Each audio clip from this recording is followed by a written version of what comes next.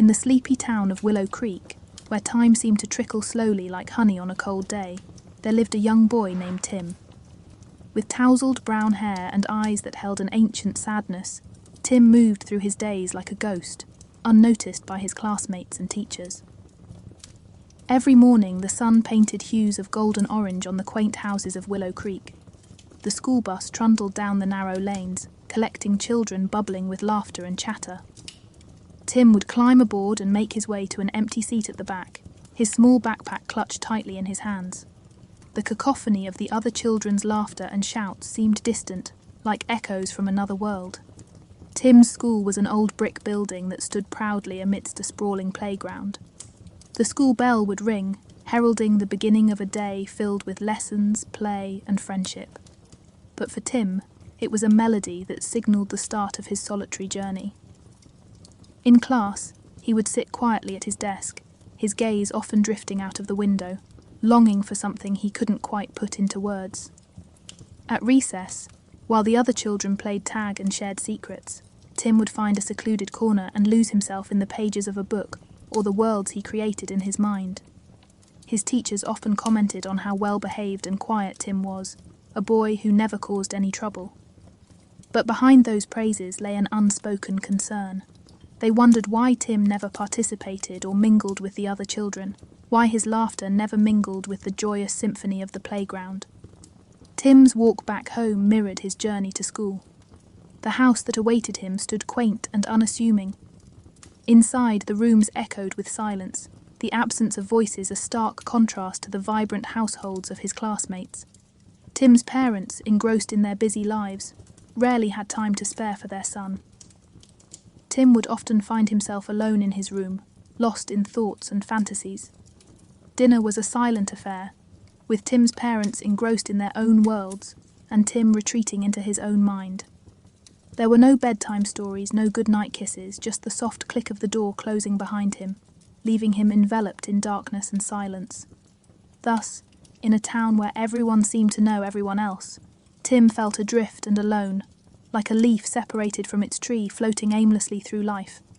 His heart harboured a desperate wish, a longing for friendship and connection, yet he didn't know how to reach out and bridge the chasm that seemed to yawn between him and the rest of the world. And so, Tim's days blended into one another, each as quiet and lonely as the last, until one fateful day when an ordinary walk would lead him to a discovery that would change his life forever. One crisp autumn day, the sky painted with strokes of amber and crimson, Tim found himself walking a path less familiar. School had ended early due to an unexpected power outage, and the bus hadn't come. Tim decided to walk home, taking the long route through the outskirts of Willow Creek. As he wandered, the laughter and chatter of the other children slowly faded away, leaving Tim in a serene silence. Broken only by the rustle of leaves beneath his feet, his path meandered through a dense copse of trees, their branches swaying gently like ancient guardians whispering secrets. Lost in thought, Tim scarcely noticed when he strayed from the familiar path. He walked, his feet guided by an unseen force, until he stumbled upon a sight he had never seen before. Before him stood an old, seemingly abandoned house. The windows were veiled with curtains of ivy, and the wooden door hung slightly ajar, as if inviting him in despite its dilapidated appearance. There was something enchanting about the place. Curiosity lit a spark in Tim's heart, momentarily dispelling his loneliness. With tentative steps, he approached the house. The air around him seemed to hum with a strange energy, and for the first time in a long while, Tim felt a sense of belonging. It was as if the house had been waiting for him all along. Pushing the creaking door open, Tim stepped into a room that seemed frozen in time. Dust motes danced in the slivers of sunlight that broke through the ivy-covered windows, and the furniture lay draped with white sheets like ghosts of the past. Tim explored the rooms with wide-eyed wonder, each space revealing a story that tugged at his imagination. In the heart of the house, he found a small room that looked like it had once been a child's bedroom. Unlike the rest of the house, this room seemed to resist the march of time. Toys were scattered on the floor, and drawings adorned the walls. In the middle of the room was a beautiful antique music box. Tim gently wound it up, and a soft, haunting melody filled the room. The loneliness that had clung to him like a shadow seemed to retreat in the face of this beautiful serenade. Drawn to this hidden sanctuary, Tim felt a connection he couldn't quite comprehend. He felt seen, heard, and most importantly, he felt like he belonged. In that moment, the room transformed before his eyes. The dust and decay seemed to melt away, and the room came alive with colour and warmth. As the last notes of the melody faded away, Tim heard a soft giggle from behind him.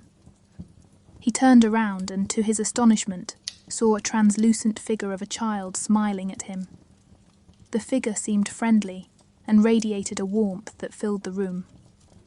Tim's heart raced with a mix of fear and excitement. The loneliness that had been his constant companion seemed to vanish in the presence of this strange new friend. Tim knew that this encounter was extraordinary, but little did he know that this was just the beginning of a journey that would take him to the depths of his own mind and beyond. From that day forward, Tim's life took on a new hue. The boy who once walked through the world like a shadow now had a secret, a hidden sanctuary that held the promise of companionship. Each day, after the lonely hours spent at school and the echoing silence of his home, Tim would make his way to the old house, where his new friend awaited. Tim named the translucent figure Leo. Leo was unlike anyone Tim had ever met. He was playful, kind, and seemed to understand Tim without the need for words. The room, once a relic of a bygone era, transformed into a haven of joy and laughter whenever Tim was there. The toys would come to life, the drawings on the walls would dance, and the music box played melodies that resonated with the deepest chambers of Tim's heart. Leo and Tim would spend hours together, lost in imaginative play and adventures that seemed to stretch the boundaries of reality. Pirates one day, astronauts the next, they traversed worlds that were bound only by the limits of their imagination. In Leo's company, Tim felt seen, cherished, and most importantly, he felt a sense of belonging that he had yearned for all his life. At school, Tim kept his secret close to his heart. The bullies and the isolation didn't sting as sharply anymore, knowing that at the end of the day, Leo would be waiting for him. Tim's teachers noticed a subtle change in him, a small smile that sometimes played on his lips, a distant look in his eyes that hinted at pleasant thoughts. However, as the days turned into weeks, the line between Tim's reality and the fantastical world he shared with Leo began to blur. Tim found himself drawing pictures of Leo and the old house in his notebooks, his mind frequently drifting away from lessons and reality. His classmates noticed the change too. Whispers followed him around, and concerned glances were exchanged among the teachers. At home, Tim's parents were too preoccupied with their work to notice the transformation in their son. The house remained as silent as ever, each family member enclosed in their separate worlds. The more time Tim spent with Leo, the more he began to withdraw from the world around him. The school, the bullies, and even his own home seemed like distant, faded landscapes compared to the vivid colours of his secret sanctuary. But as Tim continued to retreat into his world of imagination, strange occurrences began to unfold. Objects in his room would move inexplicably, and Tim would often wake up to the haunting melody of the music box even when he was in his own bed. He could hear Leo's laughter echoing in his mind during class, and his drawings seemed to come alive on the pages of his notebook. It was as if the boundary that separated Tim's two worlds was slowly disintegrating, and he couldn't tell where one ended and the other began. Unbeknownst to Tim, the journey that had started as a quest for friendship was gradually turning into a labyrinth that entangled him deeper into its enigmatic embrace. Tim's days took on an uncanny rhythm, oscillating between the dull monotony of school and the vibrant escapades within the confines of the old house. The whispers around him grew, yet they seemed to blend into the background, like white noise that one learns to tune out. Tim's world was now populated by laughter, adventure, and the comforting presence of Leo. But soon, the strange occurrences that had been mere ripples in Tim's reality began to escalate. The laughter that echoed in his ears grew louder, morphing into an unsettling cacophony that seemed to follow him everywhere. His drawings, once confined to paper, started bleeding onto his arms and schoolbooks in the form of inky trails. And one night Tim woke up to find his room transformed into the child's bedroom from the old house, the music box's haunting melody playing incessantly. Panic began to gnaw at the edges of Tim's consciousness. The sanctuary that had once been his refuge now seemed to be expanding, consuming his reality. The line between what was real and what was imagined blurred beyond recognition. At school, Tim's behaviour did not go unnoticed. His teachers, now genuinely concerned, reached out to his parents. Conversations were had in hushed tones, and the word help was mentioned more than once. Tim's parents, shaken from their preoccupied stupor, began to notice their son's isolation and the eerie occurrences surrounding him. One evening, after a particularly unsettling episode where the melody of the music box seemed to emanate from every corner of their home, Tim's parents sat him down. With furrowed brows and a tenderness that had been absent for too long, they asked Tim about his experiences, his feelings, and about Leo. Tim, teetering on the precipice of fear and confusion, opened up. He spoke of his loneliness, of the old house, and of the friend he had found in Leo. He spoke of the laughter, the games, and of the sanctuary that had turned into a labyrinth he could not escape. Tim's parents, confronted with the depth of their son's isolation and desperation for companionship, felt a pang of guilt. They realised that in their negligence, Tim had sought refuge in a world that had spiralled out of his control. Determined to help their son, they decided to explore the old house Tim described. To their surprise, they found it exactly where Tim had mentioned. Its dilapidated exterior, a stark contrast to the lively world Tim had depicted. Inside, they found remnants of a child's room and an old, broken music box that hadn't played a tune in years. The revelation was stark and unsettling. Tim's parents understood that their son's vivid imagination had conjured up a friend and a sanctuary to escape the deafening loneliness he experienced every day. They knew it was time to bridge the chasm that had grown between them and their son, and to help him navigate his way out of the labyrinth of his own creation. Tim's parents, now aware of their son's pain and the intricate world he had woven around himself, took immediate action. They sought help from professionals who could guide Tim through his emotions and fears. They also knew that their own role in Tim's life needed a drastic transformation. The days that followed were filled with changes. Tim's parents consciously made an effort to be present in his life.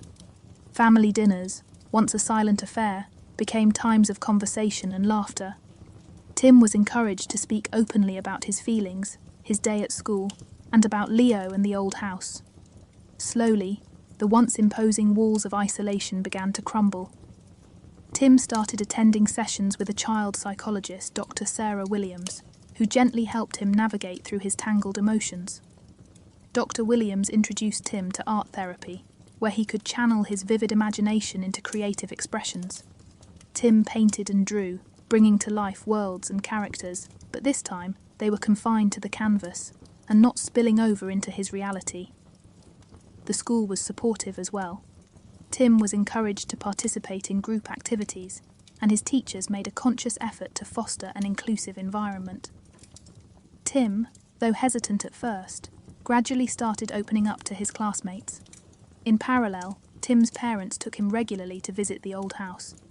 Together, they cleaned and cared for it, transforming it from a decrepit structure into a warm, welcoming space. The child's room was turned into a cosy reading nook where Tim could lose himself in books, but this time, grounded in reality.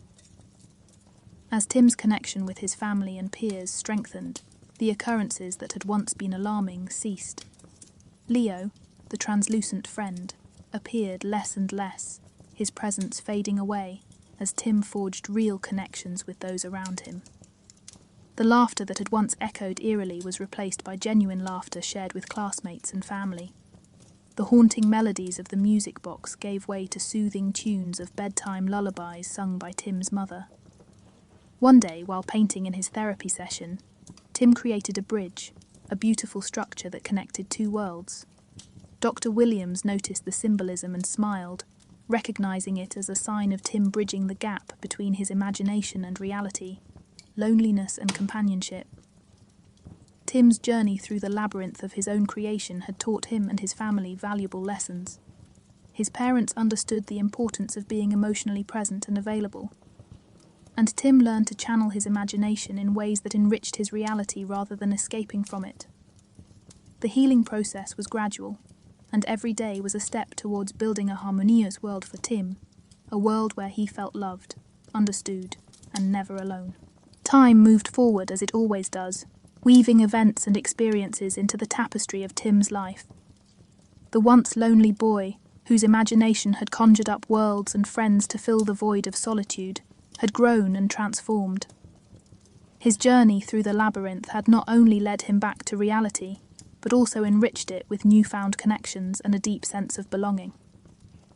The old house, once a symbol of Tim's isolation, had transformed into a community centre for children and families. Laughter, genuine and heartfelt, echoed through its walls as children read, played, and explored their creativity. Tim's parents, inspired by their son's journey, had dedicated themselves to turning the space into a sanctuary for connection and support. Tim, now a teenager, was an integral part of this vibrant community.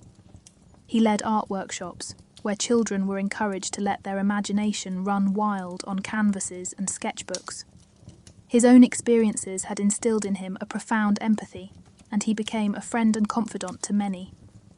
The memories of Leo, the translucent friend, lingered like a faint melody in the recesses of Tim's mind. Rather than a haunting presence, Leo had become a symbol of Tim's resilience and creativity. Tim often found himself sharing his story with others, turning his once isolating experience into a beacon of hope and strength. At school, Tim had found his tribe. The bullies of the past had long moved on, and Tim's circle included friends who appreciated his creativity, kindness, and unique perspective.